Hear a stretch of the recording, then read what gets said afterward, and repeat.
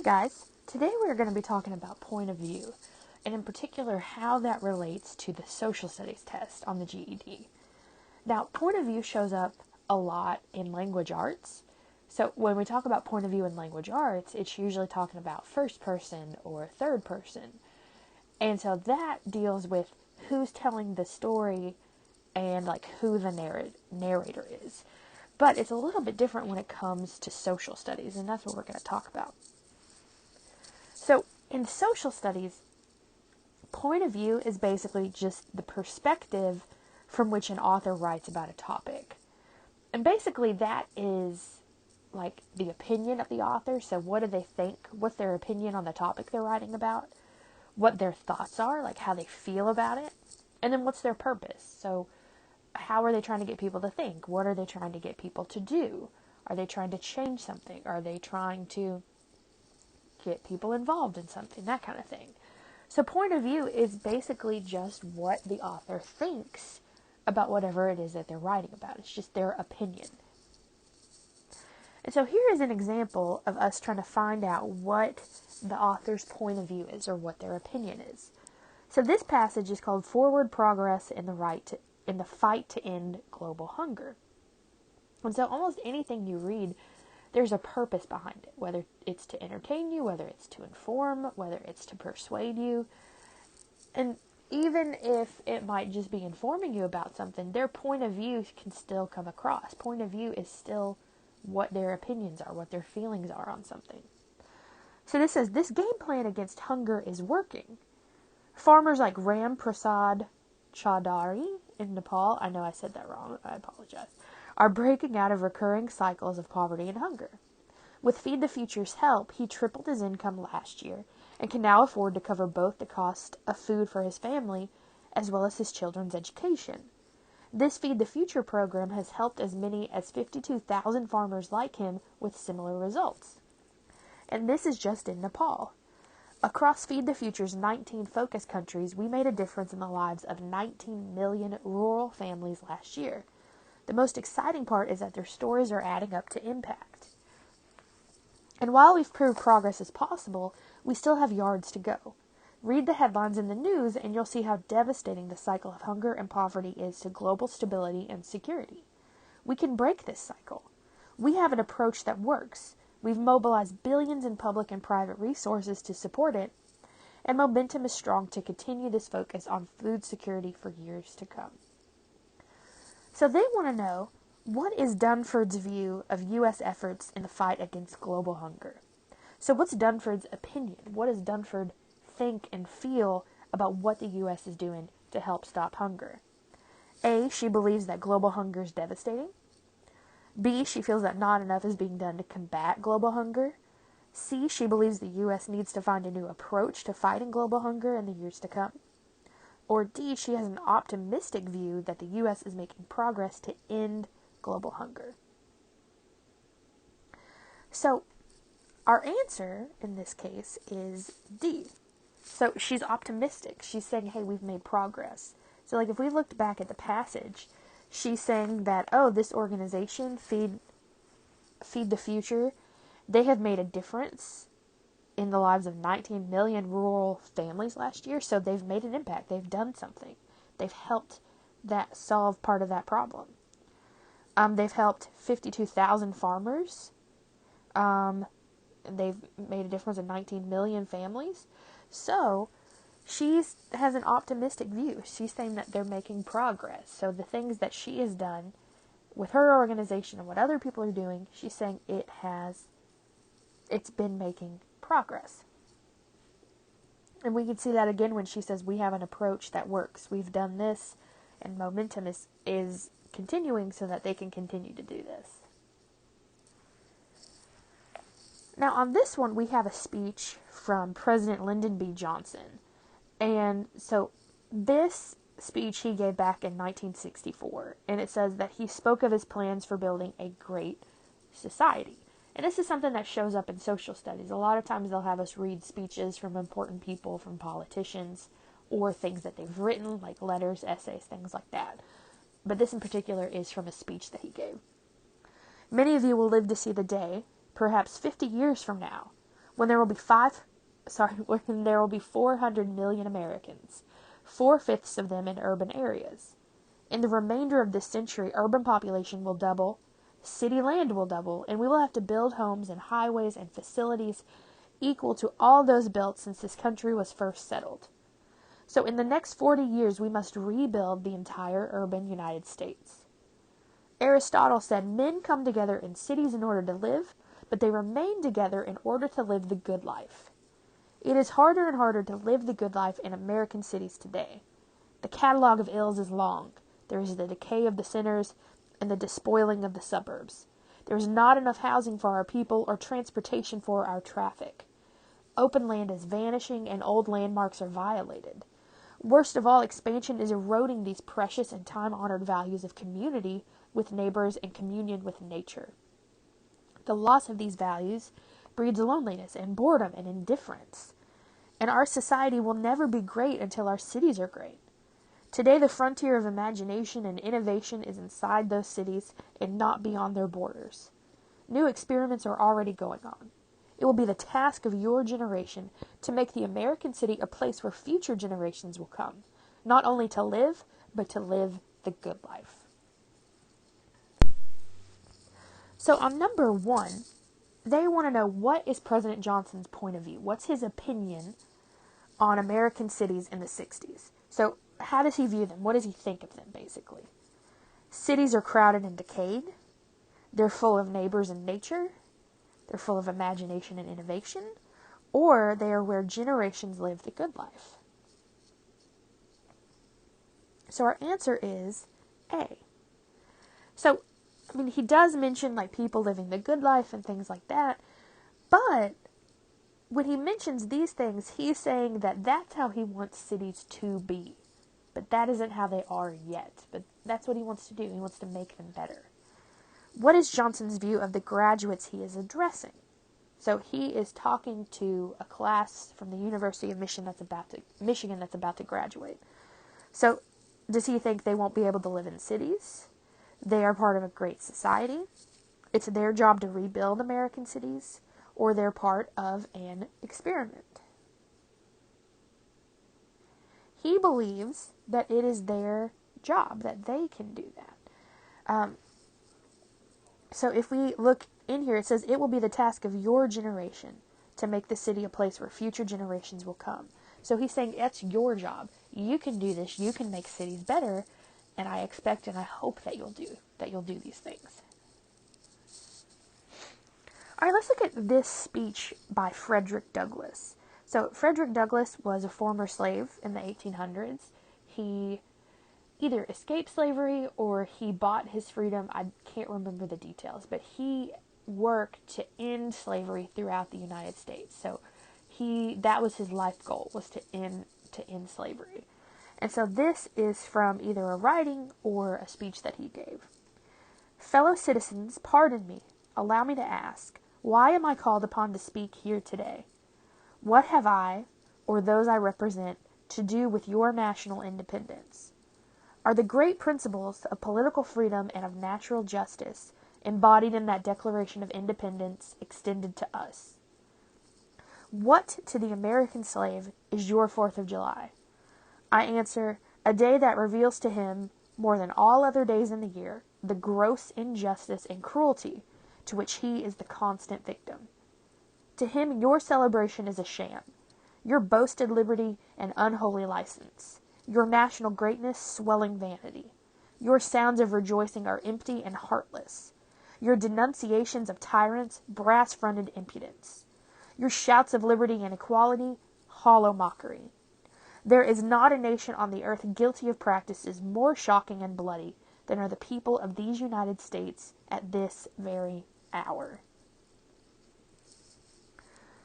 So he was speaking, so again, he was a former slave, and he was speaking about the 4th of July while slavery was still going on, while slavery was still legal in the United States. And we can obviously see what his opinions were on this. So on number 6, it says, based on this speech, what can you conclude about who Frederick Douglass is? So was he a white farmer? Was he a slave owner? a politician, or was he a former slave? He was a former slave. Now, number 7 says, what is Douglas's purpose in giving this speech? So what point is he trying to make? What's the purpose behind this? To influence his listeners to contribute to his election campaign? To join in celebrating Independence Day? To convince his listeners of the injustices of slavery? Or to defend the right of Southern states to have slavery? Now, he does nothing to say that he's running for election, that he wants people to give money to his campaign. That isn't in there anywhere. Now, he is not defending the right for people to have slavery. He's clearly saying that it's an evil, it's bad. So, is he trying to get people to join in celebrating Independence Day? No. He is trying to convince his listeners of the injustices of slavery. He's saying slavery is evil. You're celebrating Independence Day, a day of freedom, when half your country isn't free. And then number 8, how have the events at the time of this speech shaped Douglas's point of view? So how have the events that have happened to Douglas and history, how has that affected his opinion? Slavery was a current condition affecting people when he gave this speech. President Lincoln had issued the Emancipation Proclamation freeing some slaves. The Civil War, which cost over 600,000 lives, had just come to an end. Or America was celebrating the 100th anniversary of independence. Our answer is A. So this took place in 1852. The Civil War hadn't even started at this point. And he was saying, look, slavery is wrong.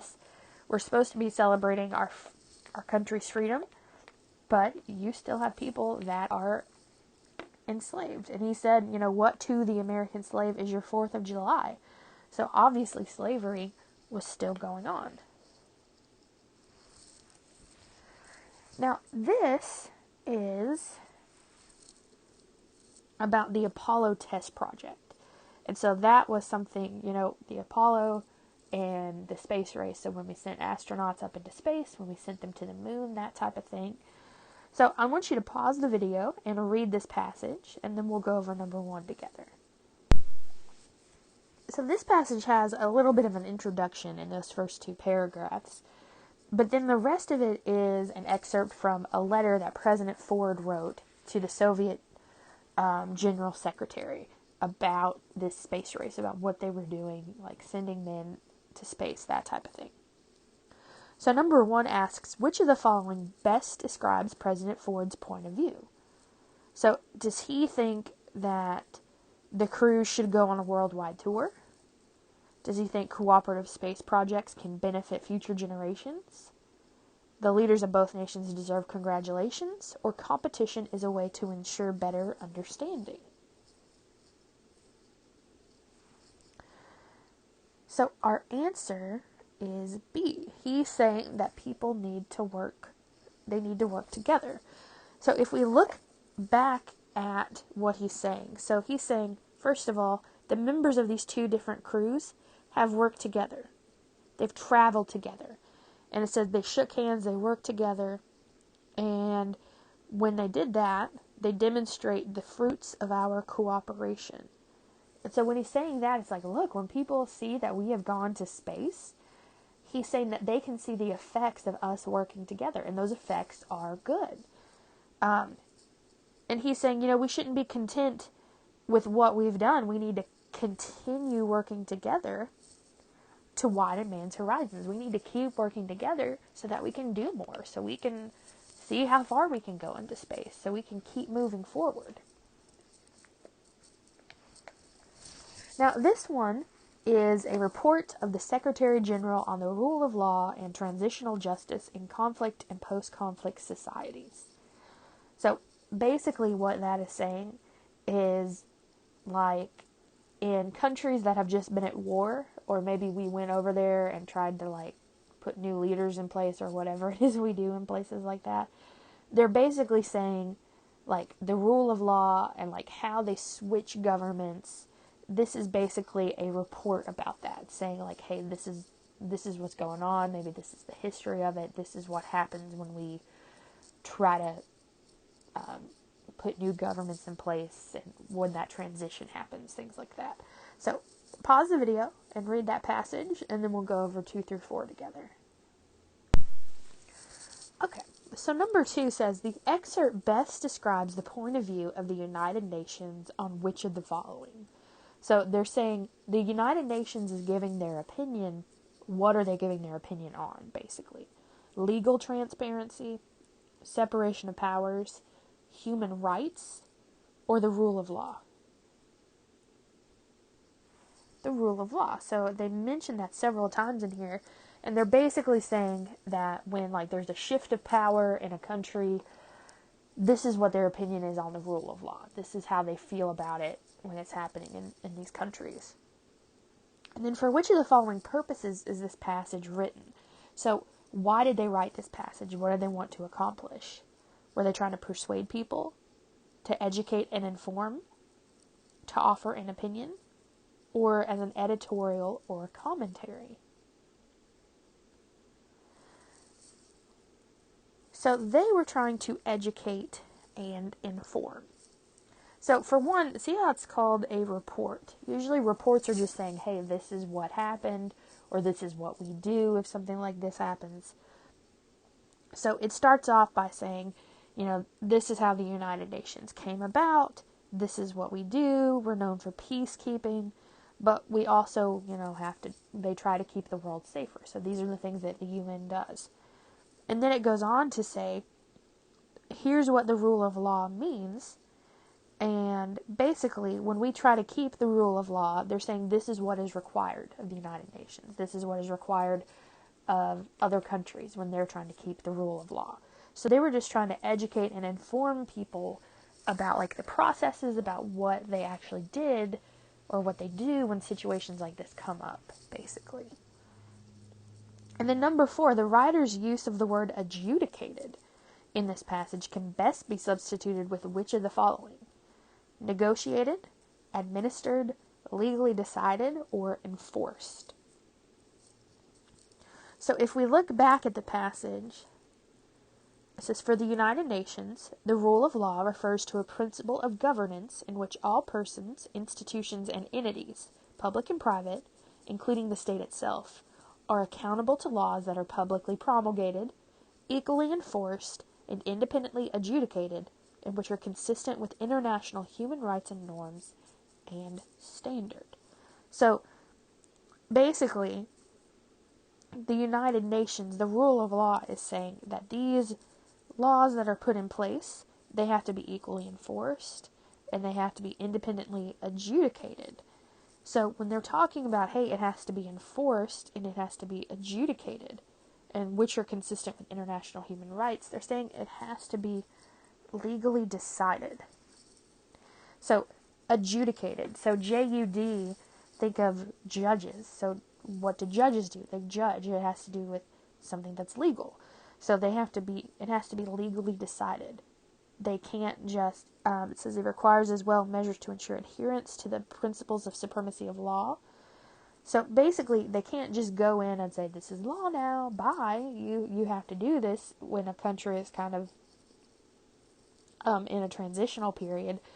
They're saying that, we can't do that. These laws have to be equally enforced and independently legally decided. So they can't just do whatever they want, basically. Alright, so same thing with this one. This is an article or an opinion called John Kerry for President. It's from the New York Times. This was written back in 2004. So pause the video and then we'll go over questions 5 and 6 together. So this is an article where the New York Times is endorsing John Kerry for president back in 2004. So when somebody endorses a candidate, it's usually newspapers, other candidates, things like that. They're saying, I support this candidate. I want them to win. So on number 5, it says, in which section of the New York Times would you expect to find this article? So would it be in the education section, in the world news, in the opinion pages, or on the local news pages? So for one, this doesn't have anything to do with education, so I know it isn't letter A. It doesn't have anything to do with local news. It's not focusing like on a particular city. And it's not really world news. It's not telling us what's going on in other countries, so our answer has to be C. So this is somebody's opinion. They are saying, hey, we support John Kerry, here's our opinion, we're going to publish it. And then lastly, number 6, which of the following best expresses the writer's point of view, or the writer's opinion? George W. Bush made heroic choices. George W. Bush can lead the nation to a better future. John Kerry makes his positions known. Or John Kerry's past record and his character make him a good candidate. Now, right off the bat, I know it isn't A and B, because the thing is called John Kerry for president. They don't support George W. Bush, they support Kerry, so I know it's not those two. So it's either C or D. So they're saying that he makes his positions known, like he tells us what his opinion is, or his past record and his character make him a good candidate for the job. So our answer would be D, because they're not just saying like, hey, he tells us what his opinion is. They're saying this is why we think he is the best candidate. This is why we're backing him, basically. So that's it for this video. I hope this helped you understand point of view when it comes to social studies. So check out the Google Classroom for a self-check, or basically like a quiz or a test to see if you understood the material. And keep watching our Facebook page, our Google Classroom for more material, for more information. And we hope you guys have a great day. Bye-bye.